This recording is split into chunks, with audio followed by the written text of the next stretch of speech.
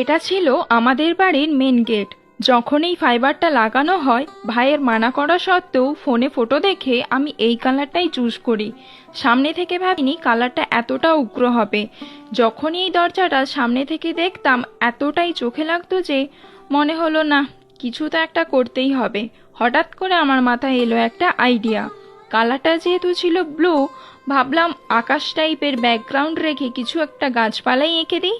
কাজটা করেছিলাম আগের বছর জুলাই মাসে, কিন্তু দুর্গাপুজোর সময় ফোন স্টোরেজ ফুল হয়ে যাওয়ায় যতটা মেকিং ভিডিও ছিল সব ডিলিট হয়ে যায়। শুধু নিচের দিকের কিছুটা কাজ বাকি রয়ে গিয়েছিল, যেটা আর কাজের চাপে করা হয়ে ওঠেনি। সেটা করেছি এবছরের ফেব্রুয়ারি মাসে, তাই ওইটুকু ভিডিওই তোমাদের দিতে পারলাম। নিচের ইয়েলো কালারটাই ঘরের দেওয়ালের মতো কিছু একটা বানাবো ভেবেছিলাম, কিন্তু সেটা আর বানানো হয়নি।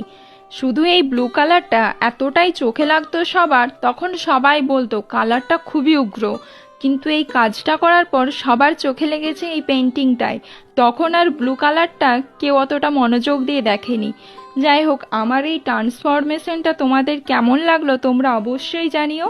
অপছন্দে সেই উগ্র রংটা তুলির ছোঁয়া পাওয়ার পর কতটা ফুটে উঠেছে তোমরাই বলো।